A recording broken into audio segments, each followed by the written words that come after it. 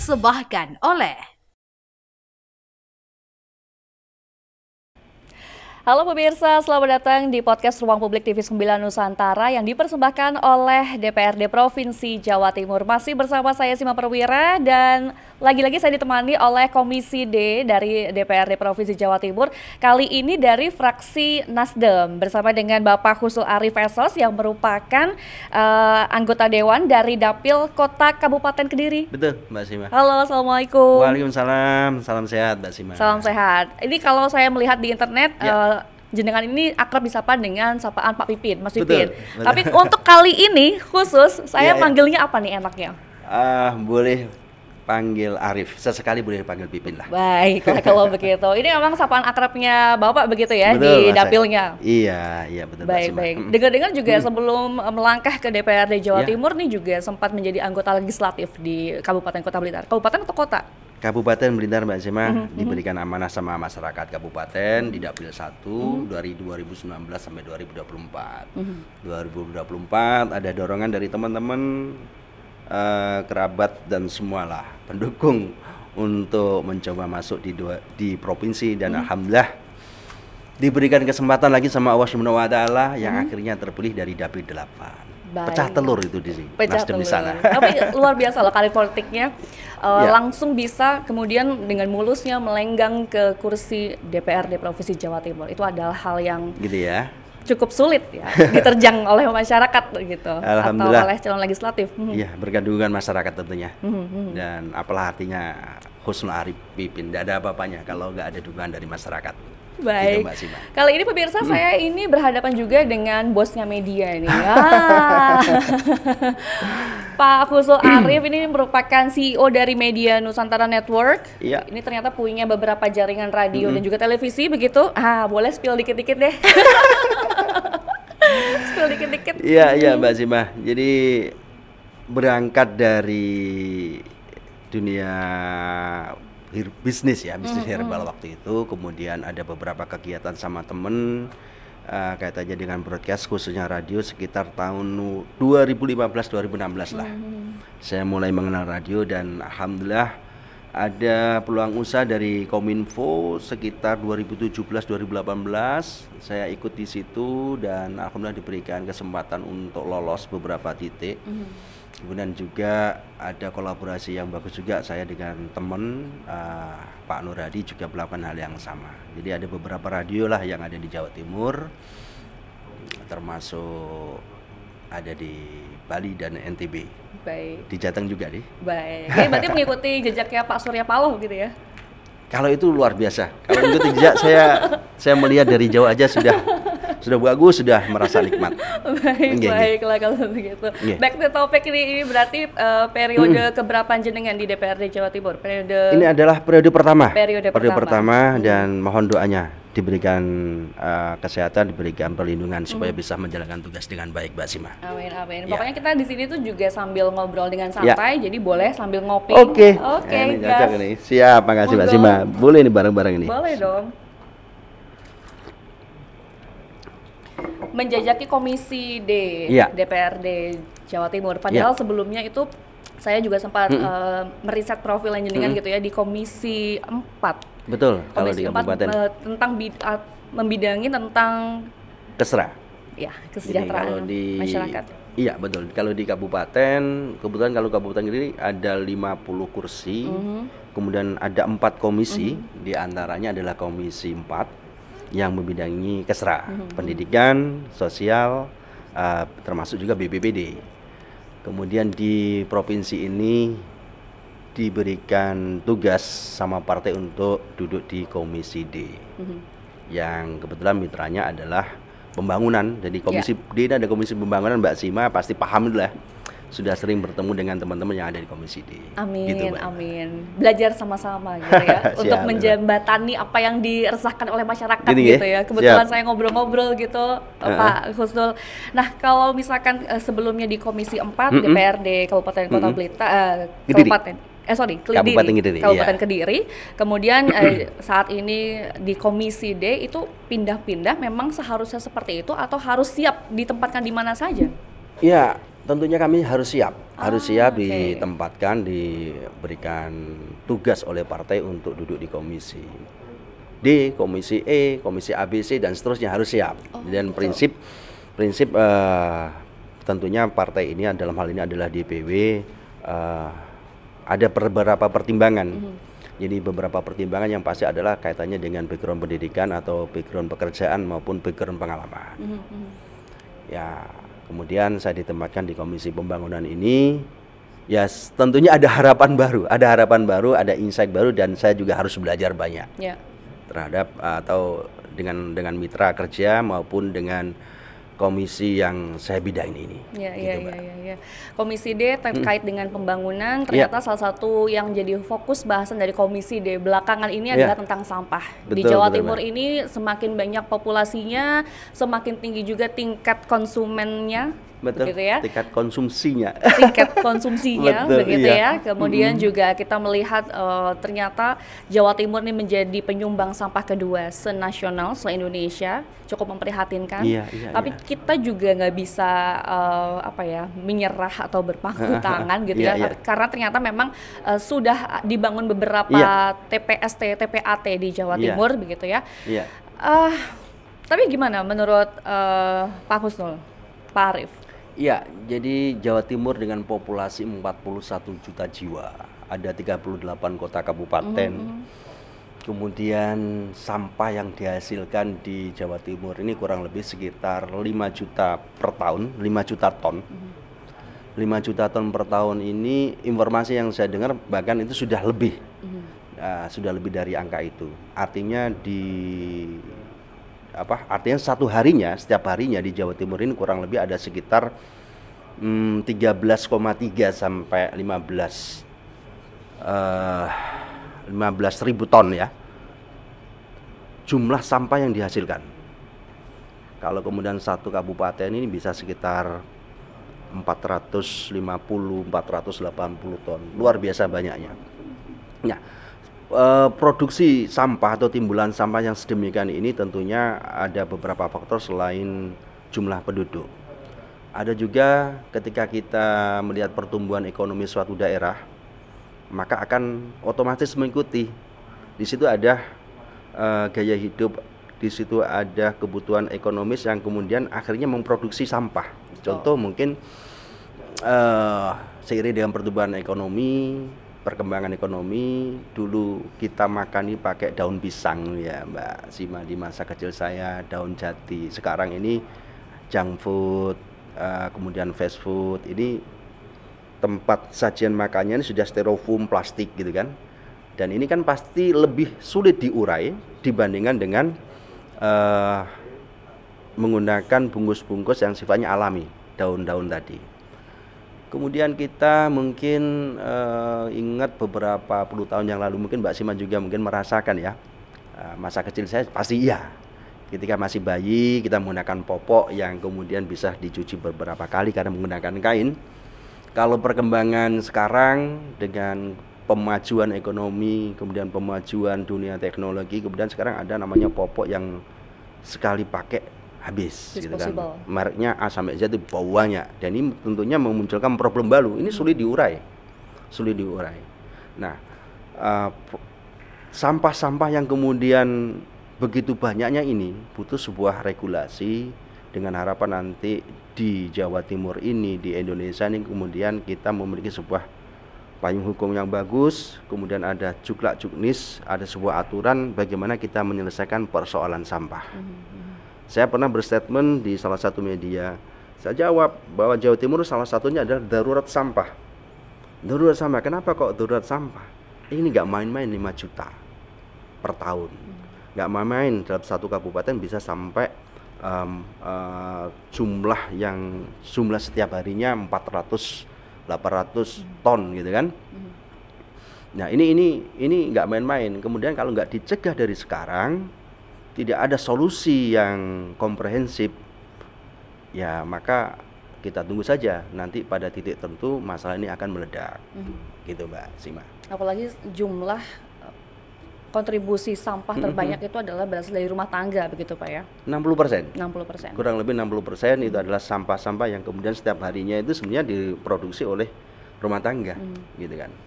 Baik. Gitu Mbak Sima. Tapi kita juga punya perda yang sudah terbit bukan begitu? Nomor 9 tahun 2022 itu bagaimana kemudian implementasinya Pak? Ya. Provinsi Jawa Timur ada Perda nomor 9 tahun 2022 terkait dengan pengelolaan sampah regional. Tapi sebelum ngomongin itu kita bicara juga terkait dengan aturan-aturan yang kemudian sebagai bagian dasar bagaimana kita mengelola sampah. Sudah ada undang-undang, kalau mungkin saya boleh lihat datanya ini, saya mencatat beberapa titik, banyak ya Mbak ya, undang-undang yang kaitannya dengan sampah. Ada Undang-Undang nomor 32 tahun 2009 tentang perlindungan dan pengelolaan lingkungan hidup. Kemudian ada Undang-Undang nomor 23 tahun 2014 tentang kewenangan pengelolaan sampah. Kemudian ada lagi Perpres tahun 2017 terkait dengan target pengurangan sampah, yang mana ditargetkan nilainya itu ada 30% atau 7%. Nah, kemudian di Jawa Timur kita punya Perda nomor 9 tahun 2022, kemudian sudah ada lagi Pergub yang kemudian terkait dengan pelaksanaan teknisnya. Bahwa dengan Perda nomor 9 tahun 2022 ini harapannya besar ada pengelolaan sampah regional. Sampah regional ini berarti melibatkan lebih dari satu kota atau kabupaten. Ada sinergi, tidak pada satu kabupaten saja. Jadi pasti lebih. Provinsi Jawa Timur ada 3 titik yang kemudian menjadi pilot project. Di antaranya adalah Kota dan Kabupaten Kediri, Kediri Raya. Kemudian ada Kota dan Kabupaten Probolinggo, dan terakhir itu ada di Sidoarjo, Mojokerto, Lamongan, Gresik. Tapi sampai saat ini sepertinya pelaksanaan dari perda tersebut atau wujud ya, ngapunten, wujud dari pengelolaan sampah regional ini masih belum berjalan, Mbak Sima. Kenapa demikian? Ada banyak hal yang kemudian mendasari pastinya ya. Satu, bahwa ketika bicara kerjasama lebih dari satu kabupaten kota harus ada kesepahaman dulu kedua belah pihak.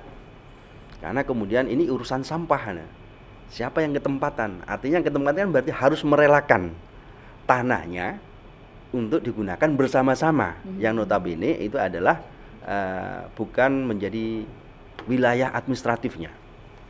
Yang kedua, bicara sampah ini nggak hanya sekedar pemrosesan, tapi juga pembuangan.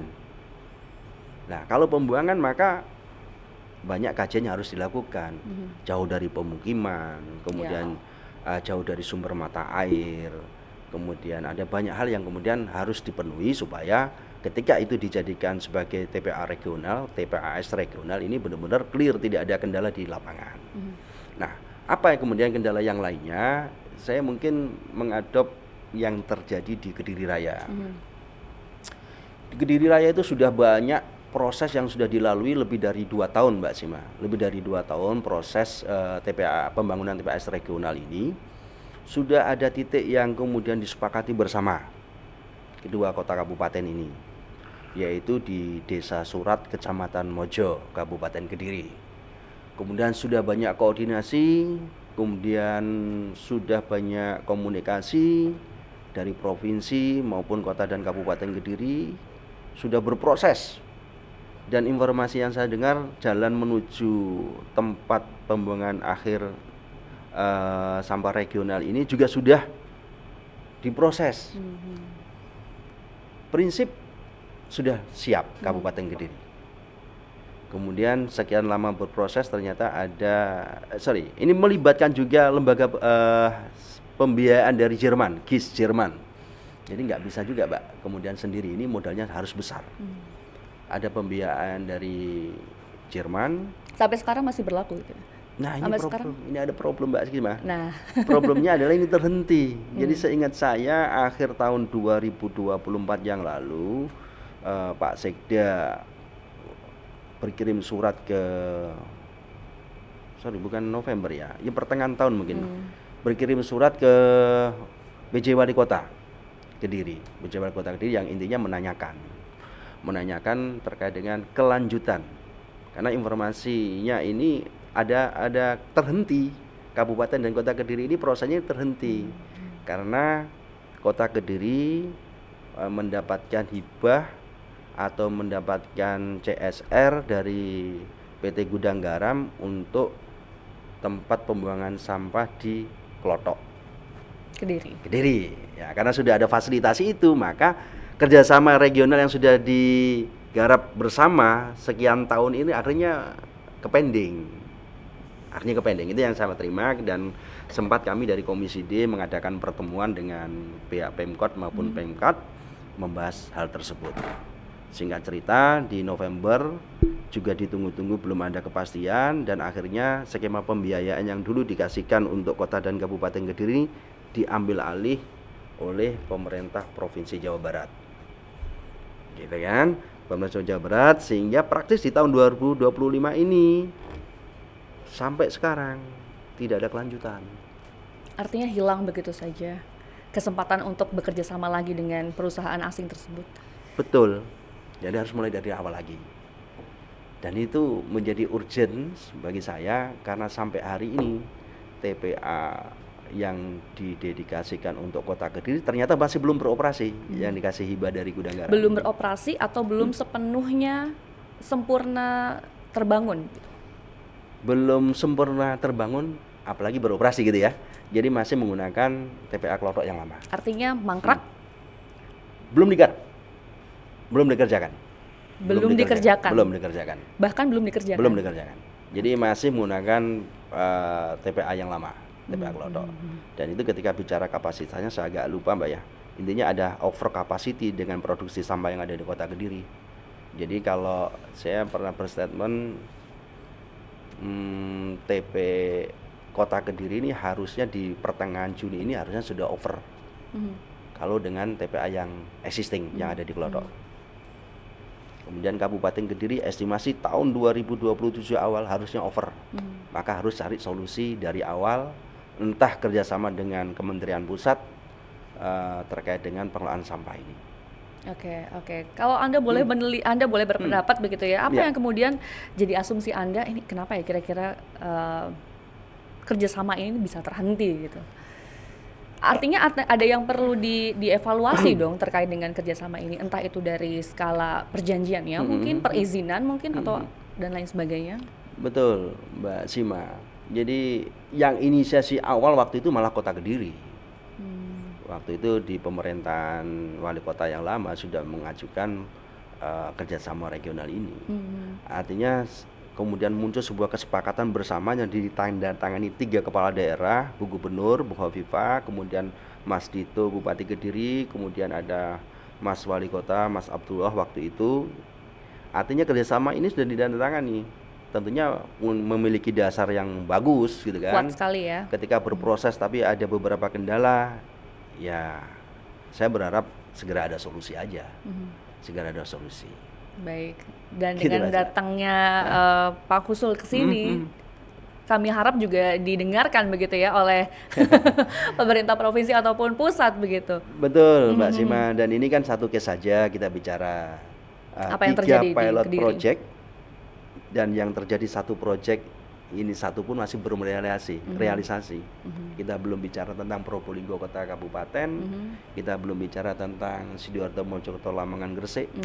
Dan nanti kalau ini nggak segera ada terobosan-terobosan, kita menunggu populasi penduduk semakin tinggi, pemajuan ekonomi semakin besar, otomatis ada produksi timbulan sampah semakin tinggi. Kalau nggak kita siapkan dari sekarang, proses membangun kan nggak bisa sebulan 2 bulan, Mbak. Betul.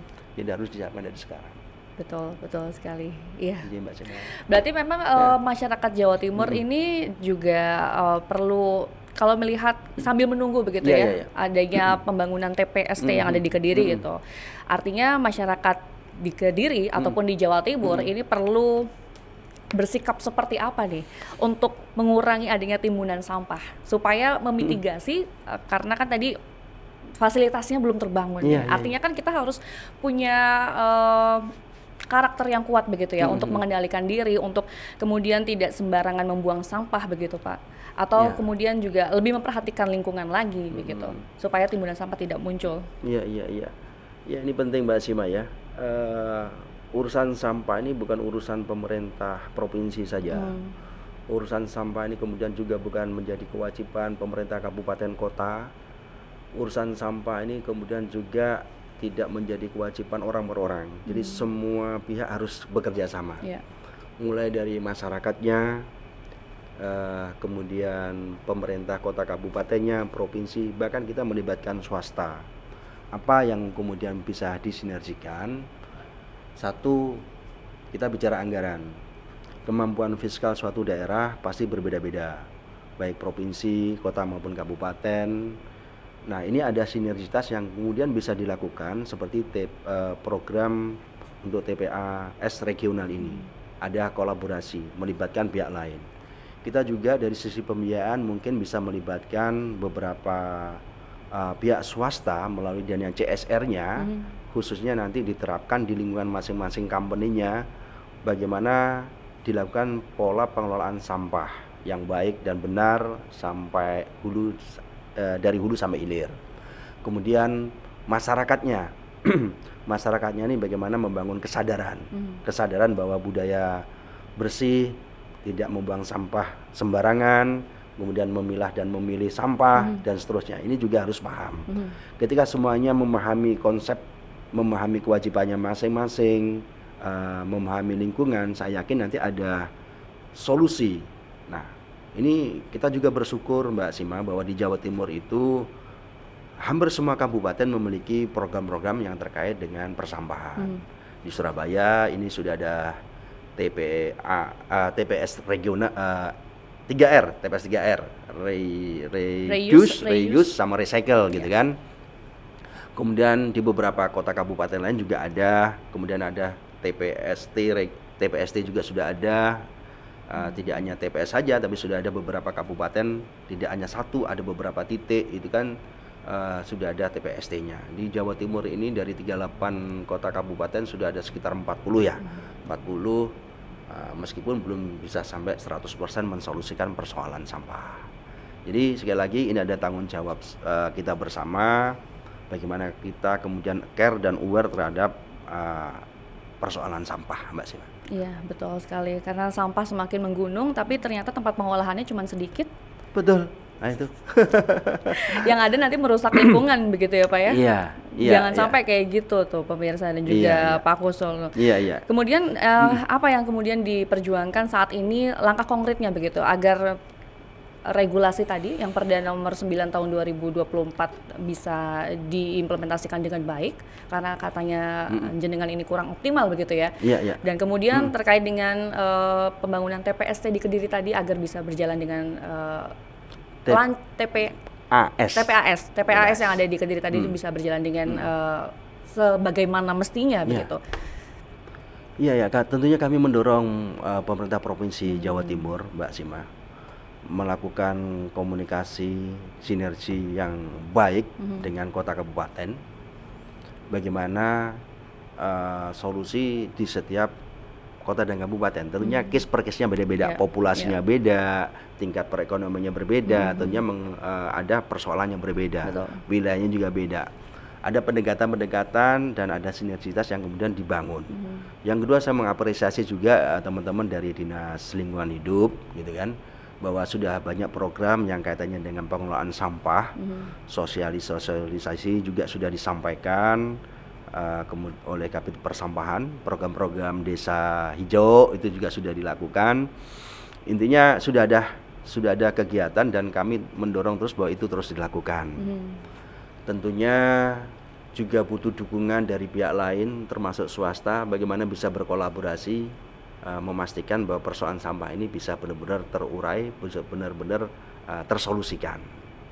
Dan untuk TPAS regional yang ada di Kediri, saya mendorong Pemprov ini juga tetap menjadi jembatan kota dan kabupaten Kediri. Mari duduk kembali, kita diskusi Ini berarti belum ya? Belum. Dan saya sudah menyampaikan itu. Mhm. Kita diskusi lagi karena ini menjadi penting. Tadi yang saya sampaikan di awal, Mbak Sima, Kediri ini informasi yang saya terima mungkin awal tahun 2027 TPA yang ada di Sekoto, Badas itu sudah over okupansi nanti. Kemudian yang di Klotok ini harusnya di bulan ini sudah penuh, gitu kan, over capacity. Maka sambil menunggu semuanya berjalan, ada komunikasi yang dibangun kedua kabupaten kota, kemudian hadir di situ provinsi, harapannya ada solusi yang terbaik. Dan saya mengapresiasi juga beberapa TPS-TPS yang ada di kota dan Kabupaten Kediri yang sudah mandiri melakukan kegiatan yang proaktif untuk mengurai persoalan sampah yang ada di kota dan Kabupaten Kediri. Artinya perlu terjalin juga kerjasama dengan kota lain begitu ya, seperti Probolinggo tadi, untuk tadi over kapasitas tadi biar bisa terurai begitu Pak? Kalau kerjasama pastinya dari sudah kota, dibuka belum kabupaten komunikasinya? yang bersebelahan, Mbak Sima. Okay. Jadi kalaupun kota Kabupaten Kediri nanti nggak bisa jalan, bisa jadi Kabupaten Kediri dengan Kabupaten Tulungagung, bisa jadi Kabupaten Kediri dengan Kabupaten Blitar. Nah itu kerjasama TPAS regional, jadi lebih dari satu kabupaten, gitu Mbak Sima. Baik, artinya komunikasi tersebut sudah dibuka? Sudah, kalau dibuka lintas pemerintah daerah sepertinya belum, atau mungkin saya belum update ya, tapi komunikasi terakhir, informasi terakhir yang saya terima masih belum. Masih belum. Berarti dengan tumpukan sampah yang ada di Kediri tadi yang over capacity, apa yang kemudian dilakukan oleh DPRD Jawa Timur di komisinya Anda, apalagi dapilnya jenengan ini Pak, biar bisa lebih tersuarakan lagi begitu, lebih didesak lagi begitu. Iya Mbak Sima. Pemerintah daerah kabupaten sudah ada komunikasi dengan Kementerian PU terkait kerjasama bilateral solusi dari tahun 2027 yang diprediksikan TPA Sekoto itu penuh. Ada pengajuan kerjasama bilateral dan kalau nggak salah ada sekitar 6 titik yang nanti akan dikerjasamakan dengan pemerintah pusat. Kota Kediri sepertinya masih mengoptimalkan tanah yang dihibahkan atau CSR dari PT Gudang Garam itu untuk dibangun, mungkin begitu. Nah kami ada di provinsi melalui Dinas Lingkungan Hidup ini sudah berkomunikasi dan kemudian melakukan banyak kegiatan yang sifatnya preventif maupun kegiatan-kegiatan yang sifatnya sosialisasi lah Pak. Masih sosialisasi. Masih solid. Actionnya ada. Salah satunya sudah ada kegiatan yang kemudian memberikan penyuluhan sekaligus pemberian fasilitas, fasilitas alat untuk apa ya? Ada 3 roda, ada pencacah sampah dan seterusnya itu, Pak.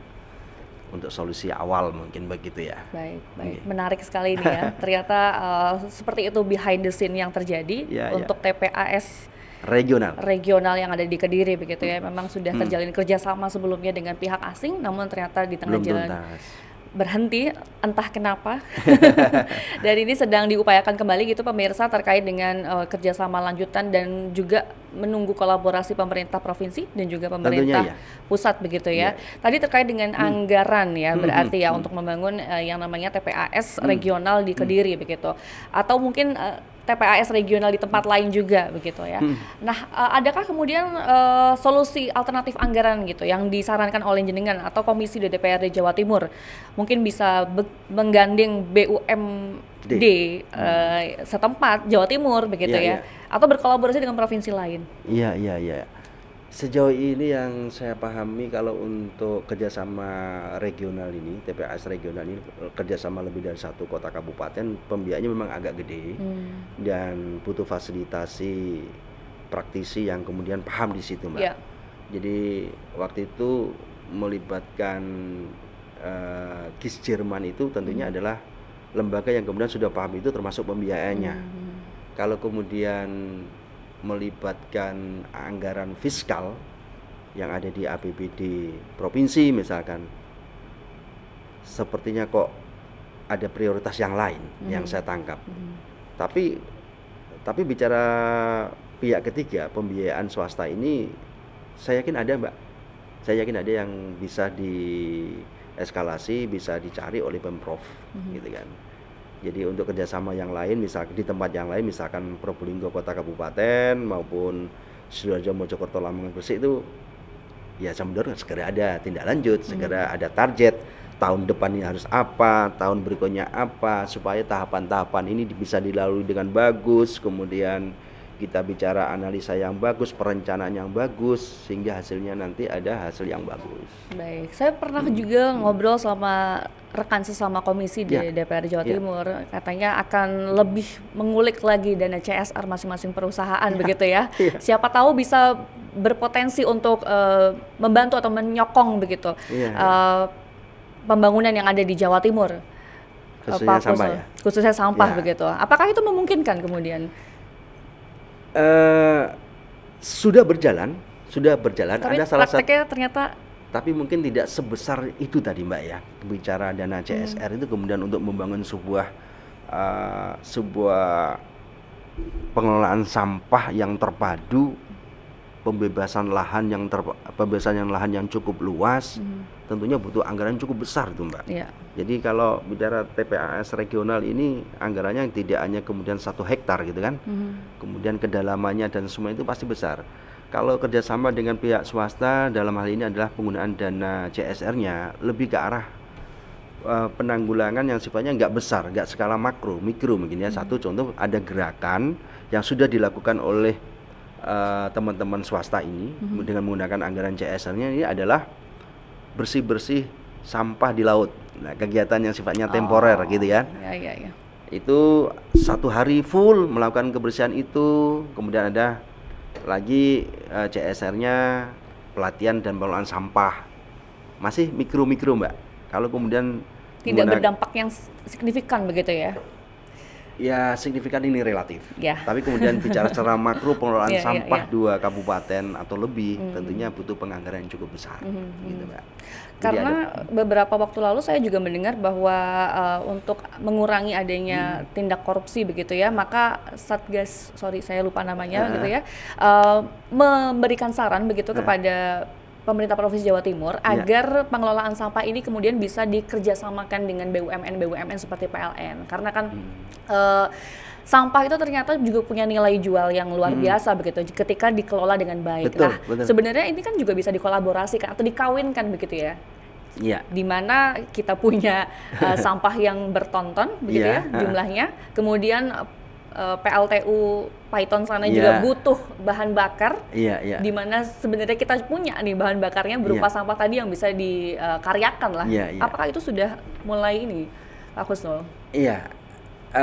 Saya belum bisa menjawab itu secara teknis, Mbak Sima. Cuman ketika bicara sampah yang kemudian diproses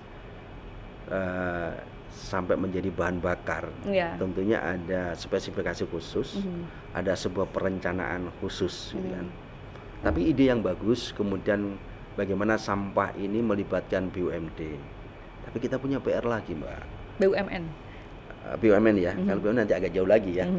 Jadi kalau bicara contoh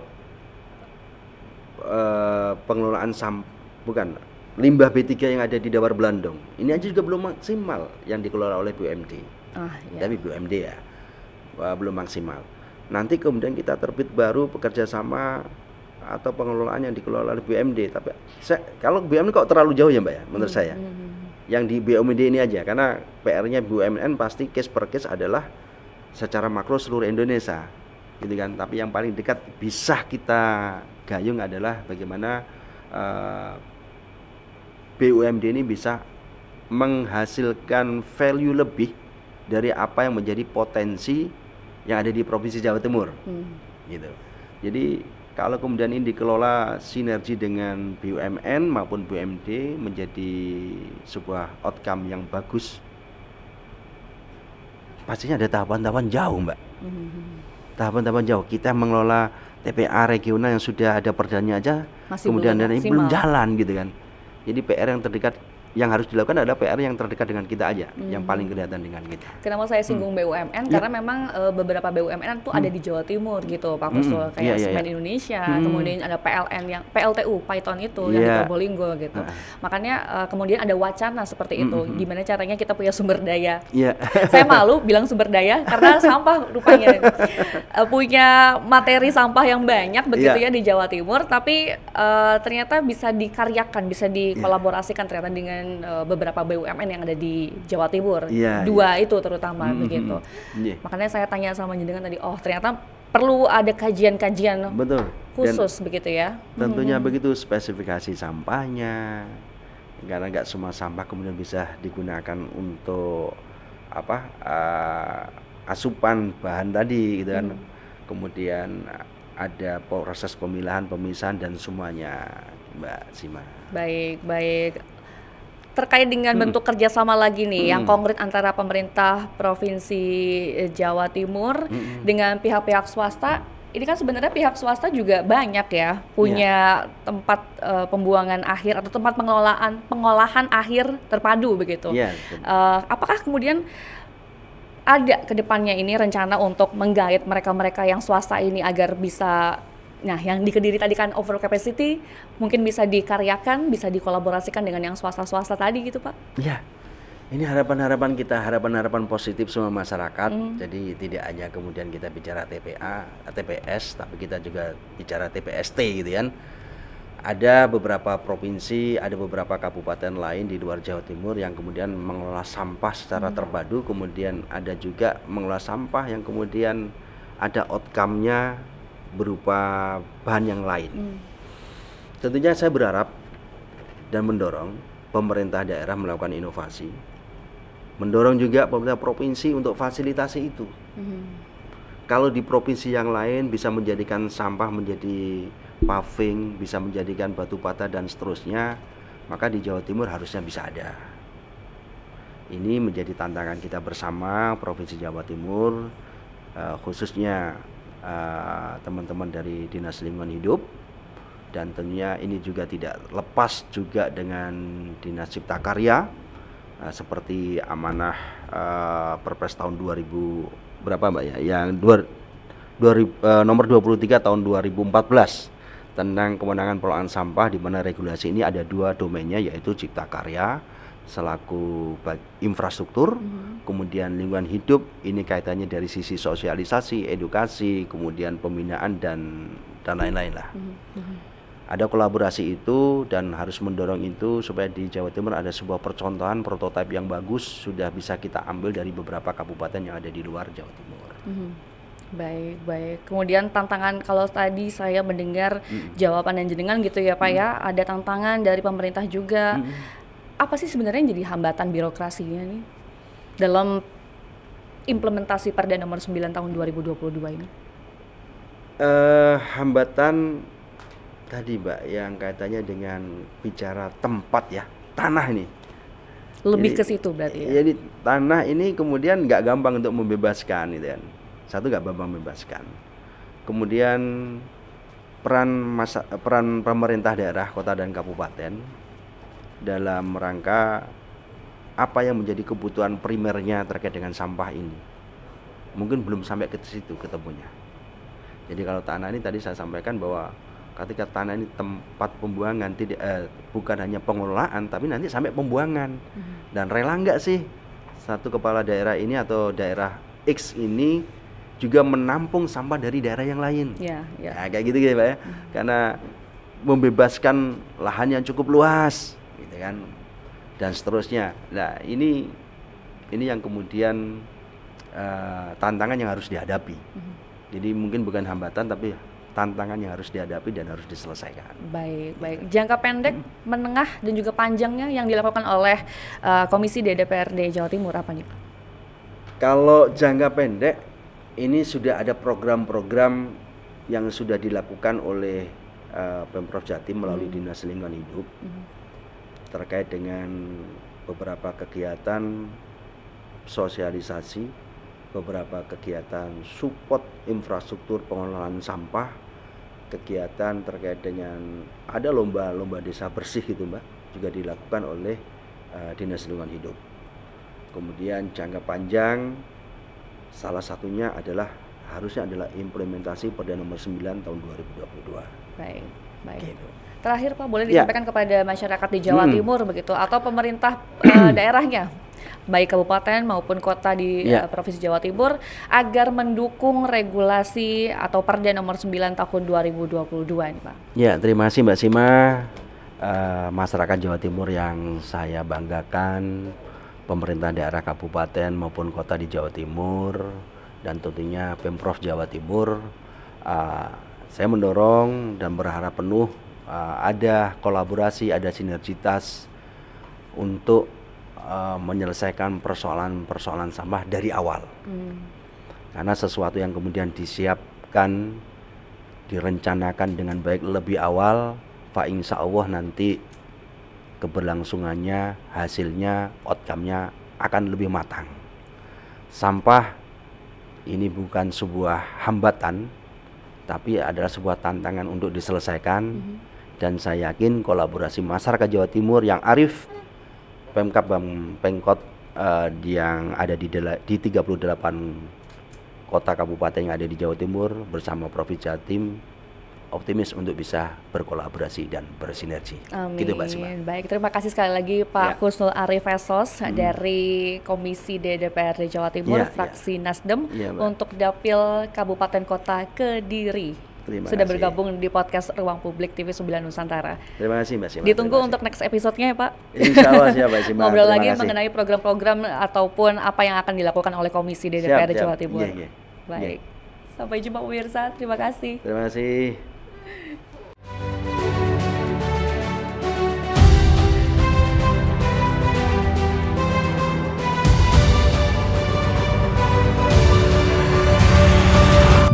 Acara ini dipersembahkan oleh